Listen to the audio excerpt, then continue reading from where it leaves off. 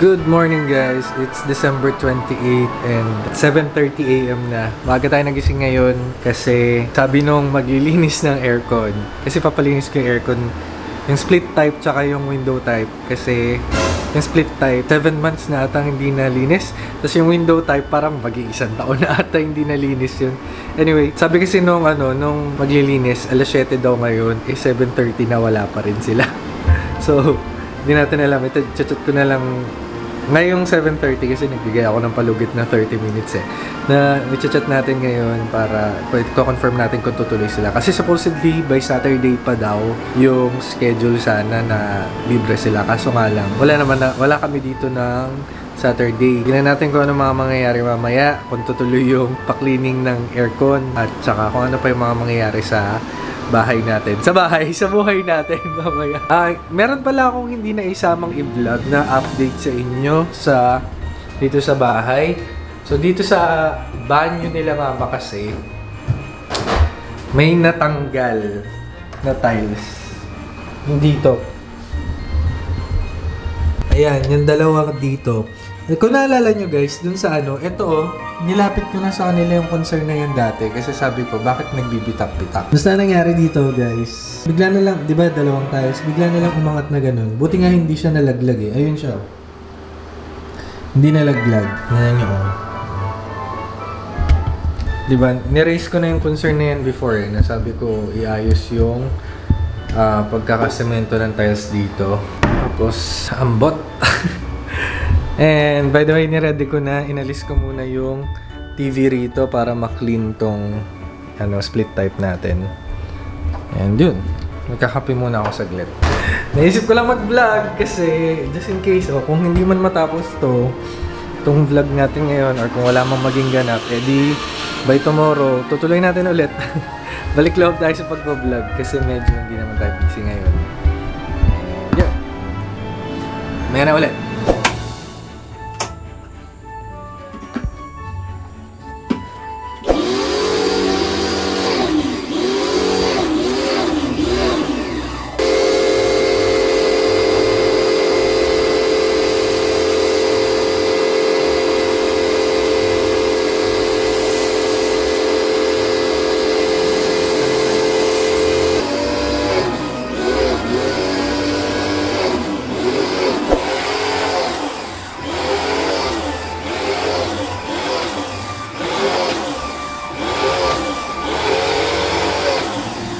Nakalimutan ko na mag-vlog. Pero kanina natapos yung pag-cleaning ng aircon natin na 10:30 ata. Hindi ko na napakita. Pero okay naman na yun. Mga dun sa taas. Tapos nagluto lang ako ng siomai. Tapos kumain. Tapos dating ng 1:30 na tulog. Naligo. And then it's 4:45 na at may dumating tayong parcel. Hindi ko alam kung ano to. Ayun pala, cables and chargers yung nakalagay. Bubuksan ko pa sana eh. Pero ireregalo ko kasi to kay mama tsaka kay Yan. Kasi nga, fast charger to. Yung kagaya ng charger ko ngayon, sobrang fast charger. Sa TikTok ko nabili. Binilang ko sila ng tig-isa. Sige na, buksan ko na nga. Kasi hindi ko rin naman na ito mababalot.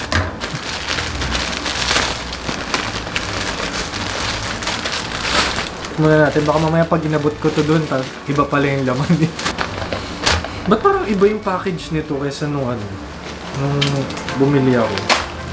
Parang mas mahaba yung ngayon.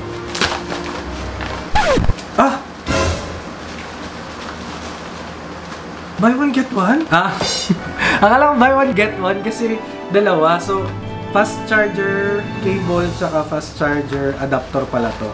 Akala ko buy one get one eh. Ina-expect ko 4 sila. Ito lang yung re-regalo ko sa kanila muna. For this Christmas, tig-isa sila. Ayan. Tapos pupunta ako ngayon ng Deka kasi dadalhin ko ron yung wallet niya na naiwan niya. Tsaka yung dalawang rubber tree plant para ma-display na dun sa harap. So yun lang muna. Update ko kayo mamaya kung ano mga magaganap pa. Kung meron pa, kung wala na, itutuloy na lang natin sa susunod. So yun lang muna. Bye.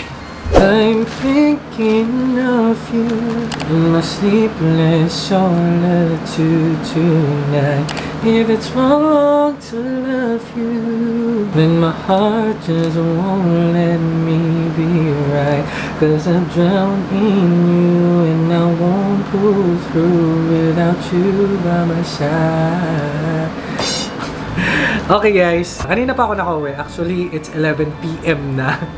And kagaling ko doon kay Layanyan sa Deca, kay Mama. Binigay na rin nila sa akin yung t-shirt namin para sa New Year. Pero nalagay ko na doon sa labahan. So, bukas ko na lang papakita. Or sa New Year na lang mismo ko ipapakita.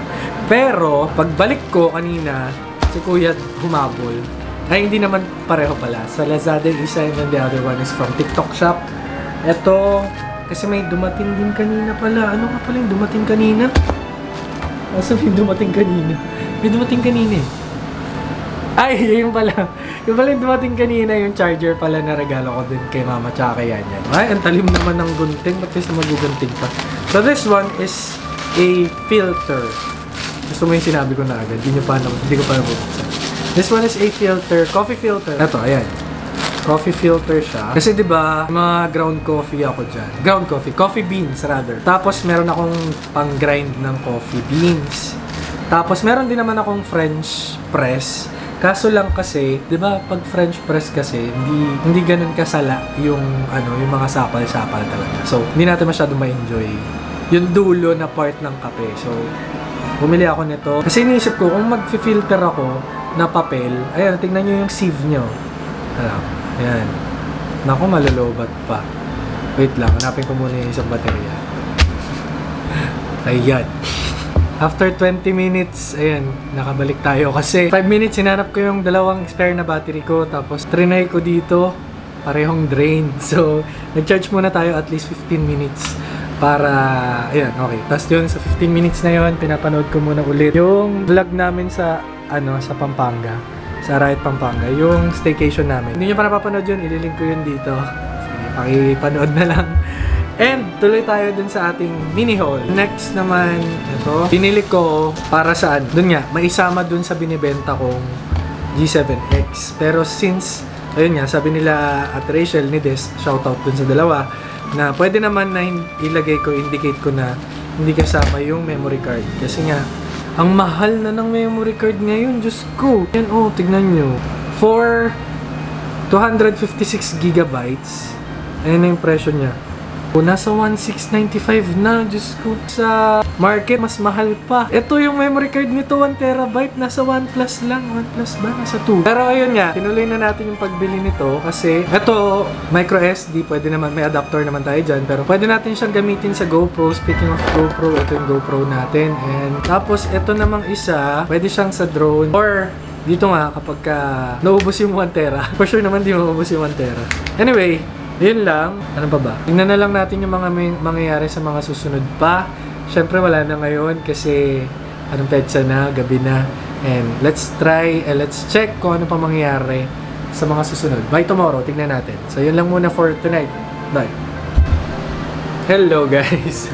It's another day. Napapansin nyo naman, umaga na pero di pa rin ako nagpapalit ng damit kasi wala pa tayong ligo. May mga dumating kasi tayong mga parcels. 3. Ayan. Pero may iniintay pa tayo na 4 na parcel. Naisip ko lang na i-video rin to kasi 'di ba, meron na yung mga parcels natin ngayon, kailangan din i-video na pagka ino-open, 'di ba? Kasi nga if ever na merong problema, at least na well documented. So ito, Genes. So ayan. Ang first item natin ay pin lights natin. Dumating yung pin lights natin, warm white. Hindi pa pala nagsabay yung yung white. Yung para dito yung malalaki. Yung dyan, yung ganyan. Kasi umorder din ako nun kasi nga, yung dyan sa may balcony, 2 yun, napundi na. Pero okay lang naman din kasi Christmas lights pa naman yung inaano natin. Kung gusto nyo makita yung lagay ng Christmas lights natin sa labas, tignan nyo dun sa post ko sa community. Meron akong pinost dun. Ayan, oo nga, ito nga yung gumagalaw. The only difference lang kasi sa kanila, existing namin ay square yung kanyang pinaka-frame. So, ganun din, 6 din yung in-order ko na white. Tapos, next, dun tayo sa pangalawang parcel. Ito naman, galing sa TikTok Shop. Ito ay bagong hose. Bumili ako ng bagong hose kasi yung hose natin dito, pakita ko sa inyo mamaya pag nakabit ko na to. Medyo magulo kasi. Ang hirap niyang imando ng paikot. Pero ito sana, Mukha naman siyang aabot kasi ano to eh, 7 meters. This one, feeling ko tela. Buksan na muna natin, baka mamali tayo. Ito nga yun, yung para sa takip ng motor cover. Inuna ko nang bilhin yung motor cover kaysa yung sa sasakyan, di ba? Stuck na naman yung motor. Ang huling gamit ko niyan is hanggang May. Tapos hindi ko na naman siya nagamit. So, kailangan na naman natin siya ipa-repair. Tapos nung pinapa-under ko nung nakaraan, ayaw na nung sa pindutan, na-discharge na yung battery niya. Kaya kailangan na natin palitan. Okay, so yun lang muna, 3 parcels. Papakita ko sa inyo mamaya pagka naikabit na.